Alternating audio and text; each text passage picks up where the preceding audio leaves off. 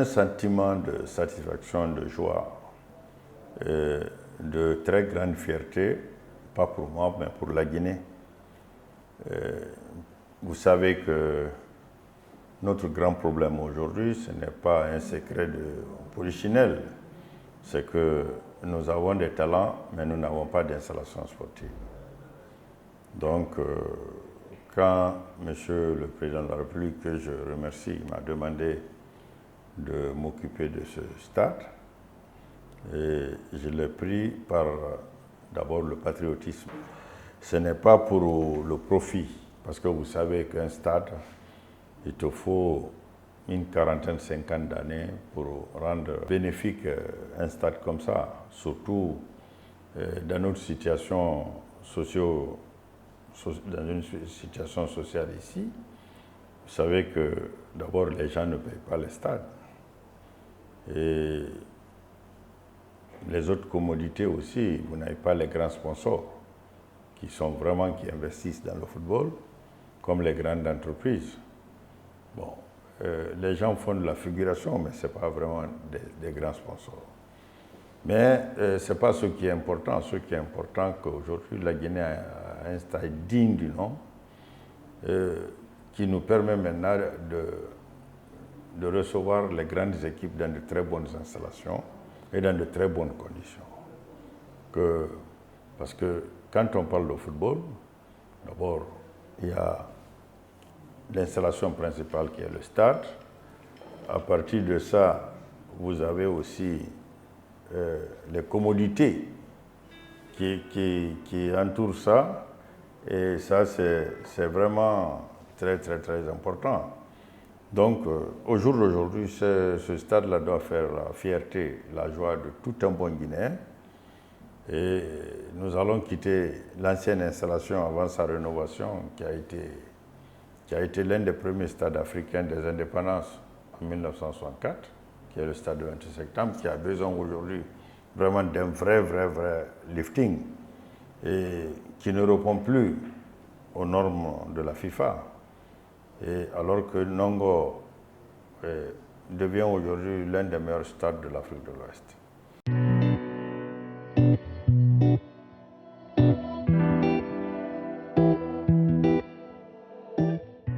La chance que nous avons eue, c'est qu'avant la pandémie, les inspecteurs sont passés 2 fois.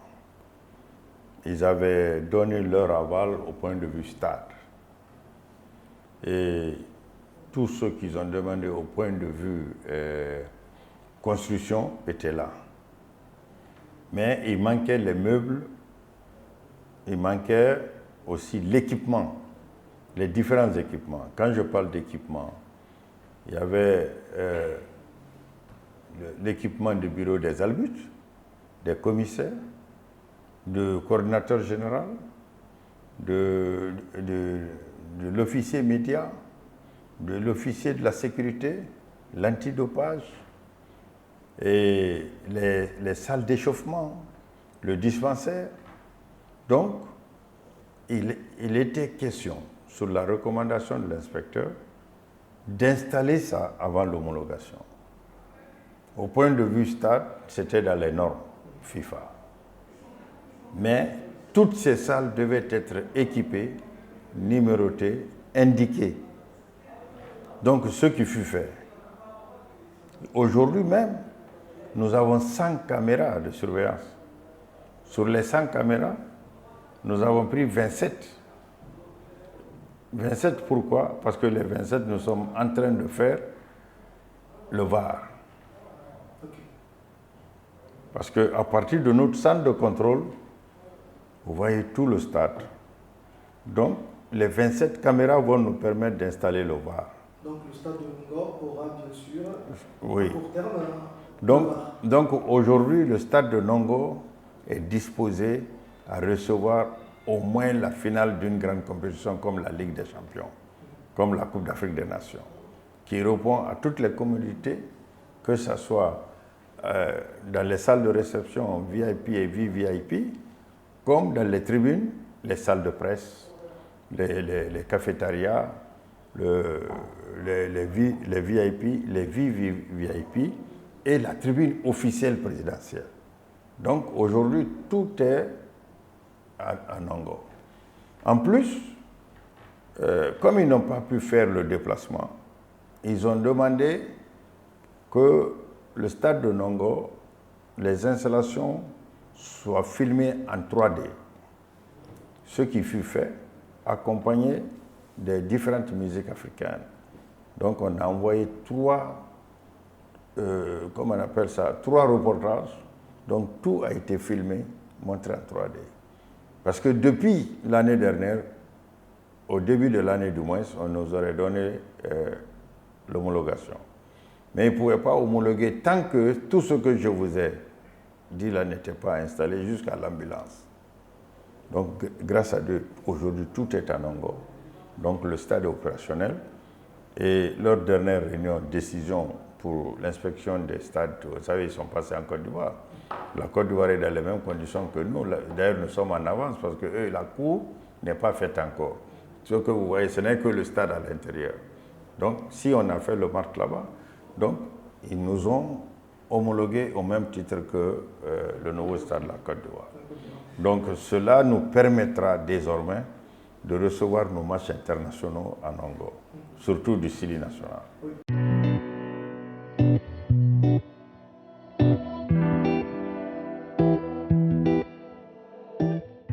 D'abord, on a amené des professionnels qui ont été formés pour la gestion du stade, parce que la gestion du stade ne se fait pas par connaissance ou bien par le social. C'est une vraie gestion. Donc on a fait mener des experts qui, dans le temps, aura formé des cadres ici pour la gestion du stade. Bon, qui sont déjà en place. Vous avez vu d'ailleurs le professionnalisme qui est au stade. Donc tout est là, même l'habillement des différents métiers, des corps métiers au stade, les habillements sont différents, c'est des couleurs différentes. Ils sont tous habillés de la même façon, de la même sécurité, mais de couleurs différentes, et estampillés du nom de leur service. Donc, on veut montrer aux gens comment on gère un stade. Parce que comment rentabiliser un stade à partir de l'espace marketing? Comment aussi aller vers les sponsors? Parce que ce que nous sommes en train de mettre peut-être dans un mois au stade de Nongo, c'est les panneaux LED pour la publicité. Donc, tout ça, c'est ce qui viendrait en amortissement des investissements faits jusqu'à aujourd'hui. Et nous continuerons à investir parce que nous allons mettre des petits stades dedans pour des entraînements, des petits terrains, pas stades, des petits terrains. Des petits terrains qui permettront, par exemple, aux gens de futsal de jouer, les gens de handball de jouer, les gens de big soccer de jouer, parce que ça se joue sur le table. Tous ces petits terrains, on le fera à l'intérieur, les baskets, les volets et tout, c'est-à-dire le multisport.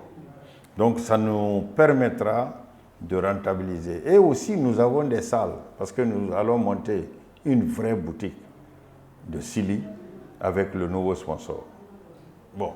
Et en plus, nous avons des espaces que nous devons équiper pour les banquets, pour les séminaires.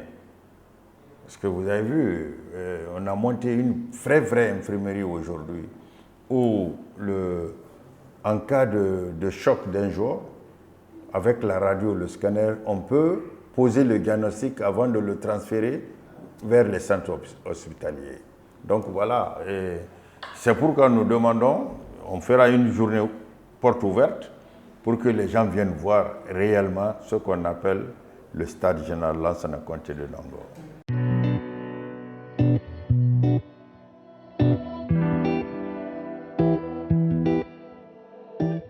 Les experts sont en train de faire le bilan d'ouverture. Le bilan d'ouverture, cela veut dire quoi? Il y a l'importation, il y a aussi ce qui a été fait localement. Bon, et l'investissement continue parce que je vous dis que nous devons faire les petits terrains. Les petits terrains à l'intérieur jusqu'à la piscine olympique. Vous savez, nous devons faire ça. Mais pour le moment, nous sommes, sans exagérer, on n'a pas les chiffres exacts. Parce que la société, comment on appelle ça, les inspecteurs comptables de KPMG sont en train de tout réunir pour donner.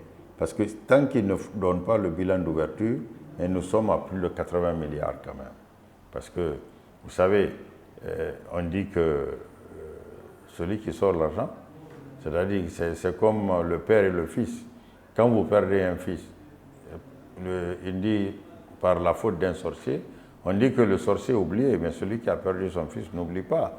Je sais que ce que je note personnellement, pas les petits trucs que les comptables vont fouiller, dire il y a eu ça, il y a eu ça, bon, pour mettre tout, pour qu'on ait à peu près à 95% des dépenses. Mais moi, je ne pense que des grosses dépenses. Je vous assure que nous sommes à plus de 80 milliards. Parce que tout ce qui est équipement, on était obligé de faire venir l'étranger. Vous avez vu, vous êtes parti voir. Donc voilà, et puis même le système d'arrosage automatique et qu'on sort tout, il fallait tout reprendre, le système de pompage d'eau. Je ne sais pas si on vous l'a montré. Bon, et il y a une partie qui ravitaille tout le stade, il y a une partie uniquement pour l'arrosage du terrain ou de la pelouse. Et en fonction de ça, nous avons fait 4 forages industriels, pas des forages simples, mais industriels. Donc les forages industriels, vous savez ce que ça coûte. Donc vous voyez, tout se fait automatiquement aujourd'hui et voilà, nous sommes à ce niveau-là.